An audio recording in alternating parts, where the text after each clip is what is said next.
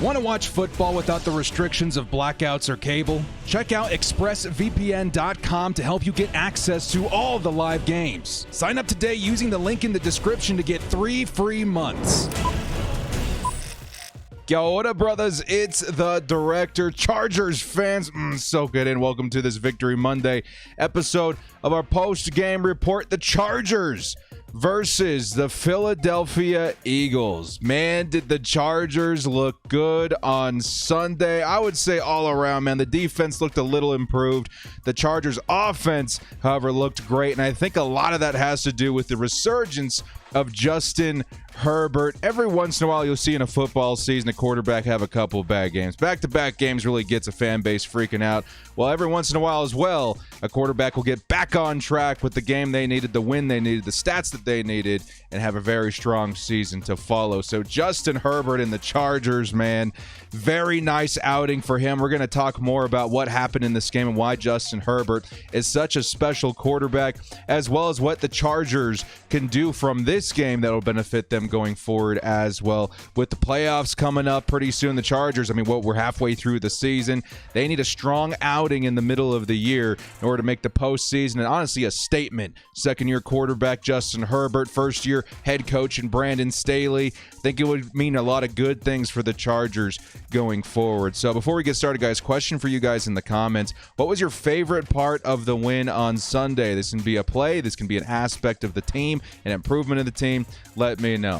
But with that, guys, let's get into this one. Before we do, hit us up with a like and sub if you do enjoy this content. Small amount of time you guys take to hit the like, sub, and bell notification helps me out a lot. Let's get into this one. Lights, camera, action.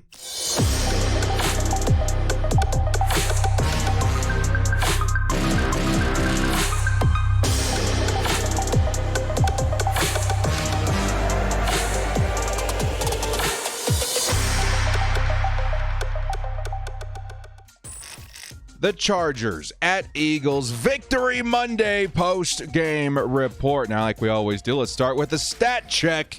How did the Chargers do in their 27-24 victory? Yes, the Chargers won this game with a field goal. When's the last time, honestly, Chargers fans, that we can say that? That does bring a lot of sense of security for the rest of the season when it comes to our kicking situation. Certainly a lot more improved than what we had with Tristan Vizcaino. Taking a look at some of the stats here, the Chargers, Justin Herbert, 32 for 38, 356 yards, 2 touchdowns. I think that's like an 80% completion rating right there, which is crazy, and a QBR of 93.1. Justin had a day. Before we move on from Justin, taking a look at his rushing stats, 14 yards and another touchdown on the ground. This aspect is pretty important to me. The ability for a quarterback to run it in himself for the touchdown. I think that's what made Jared Allen so lethal last season in his pretty much MVP campaign last year, and it looked really, really good. I think Justin Herbert offers the same versatility and athleticism that he just needs to be let loose a little bit in order to capitalize on it. I feel like it gives the Chargers options when you're inside the 20 in that red zone. Justin Herbert took full advantage of it in that instance, took it in for the touchdown. I want to see more of that. I know a lot of people don't like risking the health of your quarterback, which is very understandable, but if there's space and there's room to run as a quarterback, you want to take those free yards, slide if you can. But Justin Herbert, man, all the weapons in the world, able to take it in himself too. That is a hugely, hugely valuable aspect to any quarterback. And I'm sure Eagles fans understand that. Only 162 yards and a touchdown through the air for Jalen Hurts. On the ground, man, 62 yards, no score, but still 62 yards. Very, very lethal on the ground, and the Chargers did get a preview of that on Sunday. How did the Chargers and the Eagles do in the run game? Austin Eckler, 17 for 59. It's all right. 16-yard long right there. The Chargers, 89 yards on the ground. I feel like this is an aspect that Chargers fans continue to ask me questions about. Like, Director, how do we get the run game back on track? Do we need to sign a guy?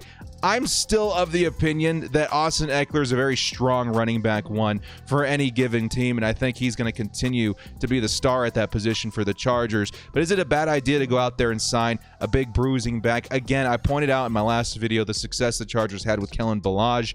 Maybe not a bad idea just to mix in there for certain circumstances where maybe it's, third and short, you got the bruiser back, because Joshua Kelly, to me, probably not getting the job done, nor is Larry Roundtree at this point. I mean, Larry Roundtree has some time. He's a rookie, he can develop, but I think the Chargers would benefit from assigning a running back.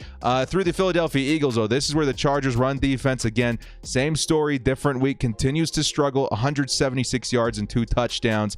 You hate to see it. Jordan Howard being the star of the show in this one, 71 yards and a touchdown. Then, of course, Jalen Hurts and Boston Scott also contributing to that stat, too. Kenneth Gainwell, only 2 carries. 1 did go into the end zone. We'll talk more about that in a second.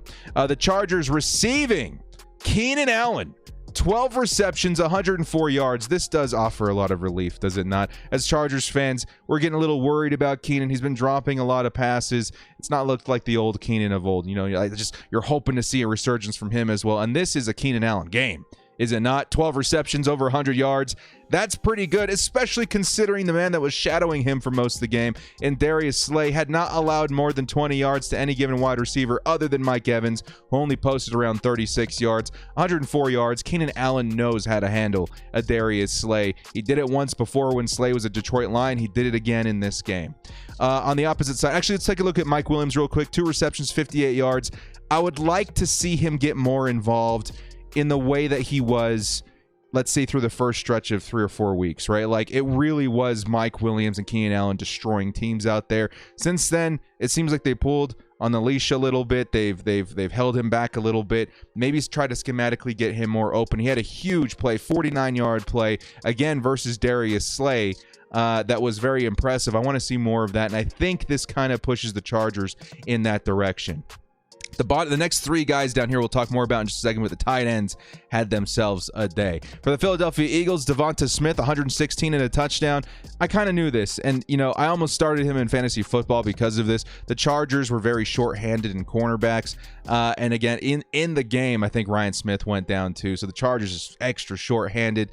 Devonta Smith, not a lot of competition when it came to the Chargers cornerback position. I think that, you know, it could have been worse. It could have been better, but Devonta Smith did definitely benefit from the Chargers' lack of depth at corner.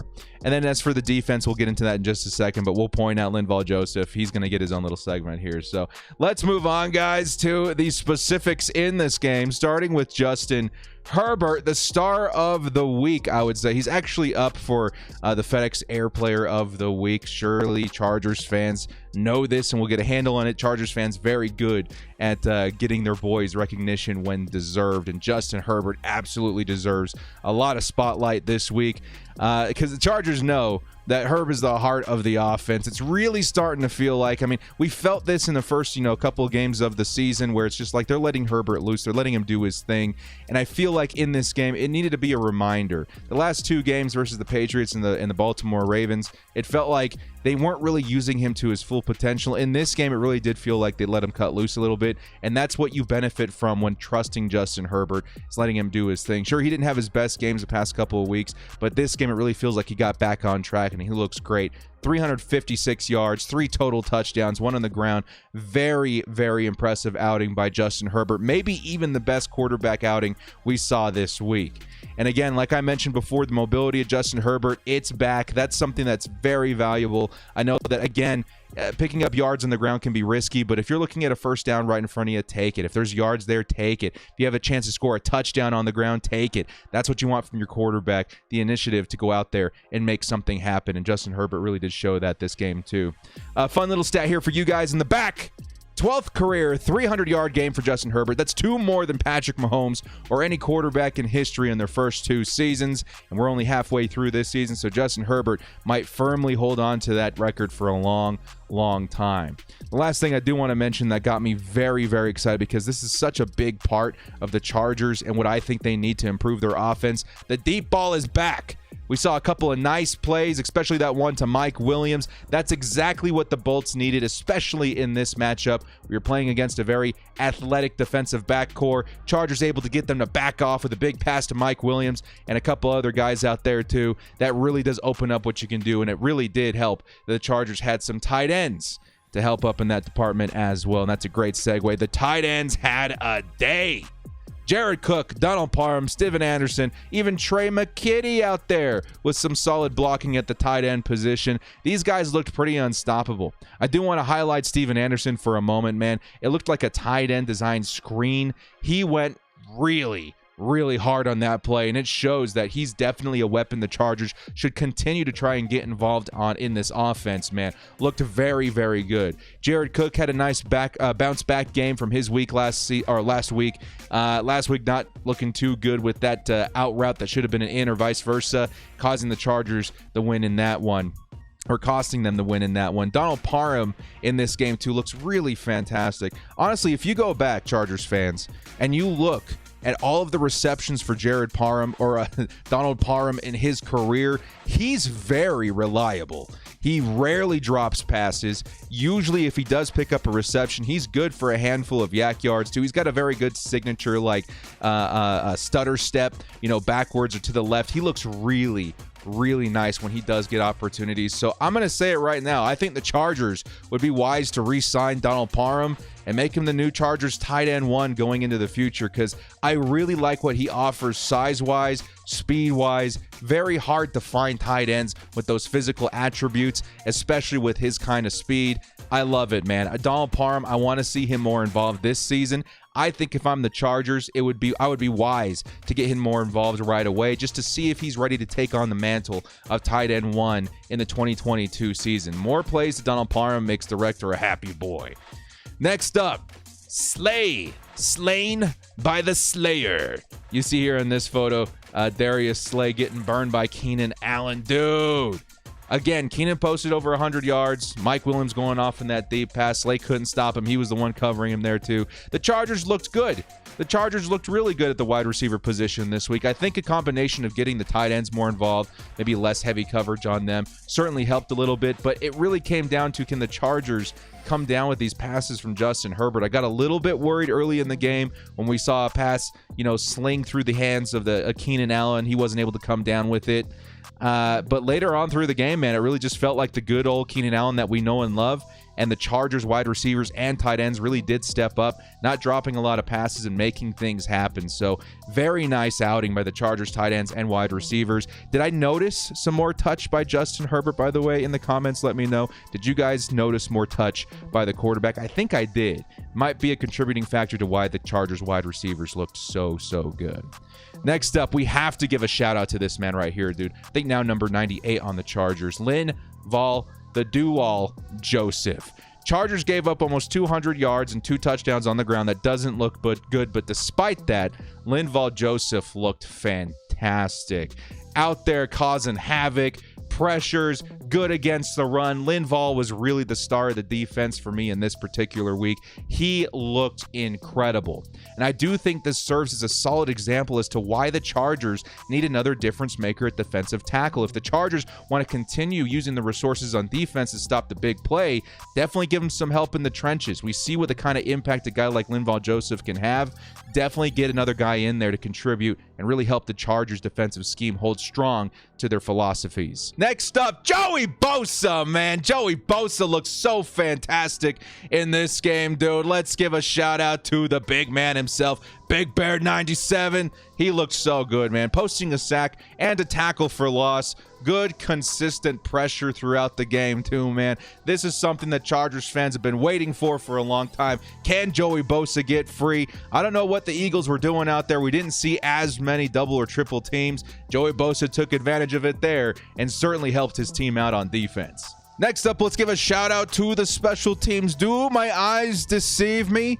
Special teams looking good for the Chargers. First off, shout out to Andre Roberts. I know a lot of Chargers fans, myself included, got super excited when we saw him return past the 30. When's the last time we've seen that as Chargers fans? Consistent, good yards from Andre Roberts proves that this was a great move by the Chargers and really helped out the special teams in the middle of the season, man. You really love seeing moves like that. Andre Roberts seeming to look like a really good investment by the Chargers staff. A nice trick play to him as well. He did get involved in the actual offense with a trick play on a run from the wide receiver. Made a nice move. 9 yards for him. Looked fantastic. I love the signing. And then we also have to shout out the game winner himself, Dustin Hopkins. Despite missing missing a PAT early in the game. Hopkins came back in clutch for the game-winning field goal. Again, a feeling that a lot of Chargers fans don't really know. It's been a long time since the Chargers had trusted their special teams unit, their kicker in particular, to go out there and actually win the game. So shout outs to number 7 and number 6 for putting on a good show on Sunday, man. We really needed to see improvement from both of those guys, both of those positions. Next up, playoffs in sight, question mark. I did want to throw this out there to get you guys a little bit excited about what this means, the Chargers being 5-3. Historically, teams that go 5-3 make the playoffs 61% of the time, and only 17% of the time end up with a losing record. So right now, the Chargers, with this win, that was a statement win. It was definitely a win to help get the season back on track. The Chargers schedule, means good things going forward. It definitely is a little bit softer, and with the AFC West in a 4-way tie, 5 wins a pop, the Chargers do remain on top with more division wins. Still, it's going to be a tight race, but the Chargers prove that they're more than capable of making the postseason with that win versus the Eagles. Now, a couple of things that the Chargers should certainly work on before their matchup with Minnesota in Week 10. Let's talk a little bit about what's up with the play calling and what's up with the blown penalties. The Chargers certainly don't have any control over the penalties, but Joe Lombardi, I would say he had a stronger game than last week, certainly more than last week,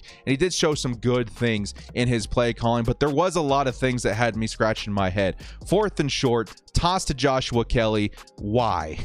What's the purpose of that, man? It just really felt like he set up the Chargers for, lack of success in that play. That's not necessarily what I would call if I were in that position, and it's one of the examples of some of the stuff we saw from Joe Lombardi. Other things like lots of tossing plays this week. It felt like the Chargers were really trying to get their outside run game developed early, and they just kept on trucking. And then obviously the bubble screens. Oh, the bubble screens. I don't know what it is, man. I'm not a big fan of the bubble screen. I don't know if its success rate is super high. I don't know if the Chargers necessarily have the kind of wide receivers that can take a bubble screen, the distance. You need that acceleration and burst. Certainly, Keenan Allen can make a couple guys miss, but after the catch, you need to see some pretty high caliber acceleration and burst, and I don't know if that's just what Keenan Allen is built to do. Still, Joe Lombardi has some work to do. Despite that, the Chargers also did have a lot of blown calls. Again, the Eagles should have been called for a holding penalty, 5 or 6 times, of which we did not see. There was also a terrible spot on 3rd and long. You guys saw Eckler lunge over the line. I know the line isn't official, but to me, it looked like it was a first down. So despite the penalties and blown calls and spots and stuff like that, the Chargers were able to get the win. So we did just enough, but I do challenge, Joe Lombardi to get a little bit more creative. Maybe limit the bubble screens. You can keep them if you want, man, but maybe don't call them so often where it becomes a little redundant. Now, the last thing we'll cover in this video for the Chargers, certainly something that Chargers fans need to pay attention to, and hopefully the team addresses right away. We need a corner check in here, man. You guys see here Ryan Smith. He came in relief of Asante Samuel Jr. and Mike Davis. He tore his ACL in this game. He will not be returning, which is a big blow. He's also a heavy contributor to the Chargers special teams unit. What do the Chargers have at cornerback? Asante Samuel, I'm guessing, should be back next week, clearing concussion protocol. Mike Davis with the hamstring. We have no idea how long it's going to take him to recover from that injury. Short answer, I don't know. I don't know what the answer is for the Chargers cornerback situation right now. Could they go out there and get some help? I took a look at some of the best available corners on the market right now if the Chargers wanted to bring somebody in.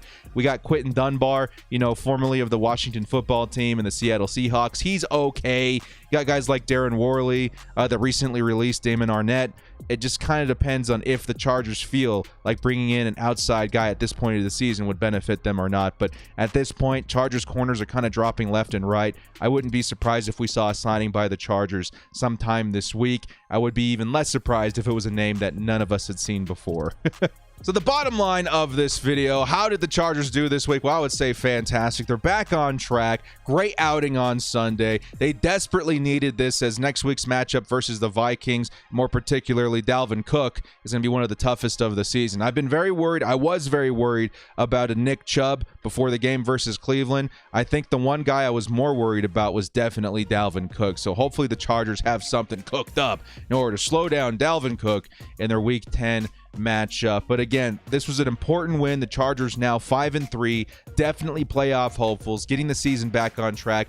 This is a very important one for the Chargers to go out and win, and they got it done. Well, guys, thank you so much for joining me in today's video. If you did enjoy this content, hit us up with a like and sub on your way out. This has been The Director. We'll see you next time, and as always, bolt up and stay frosty, and enjoy Victory Monday, Bolt fam.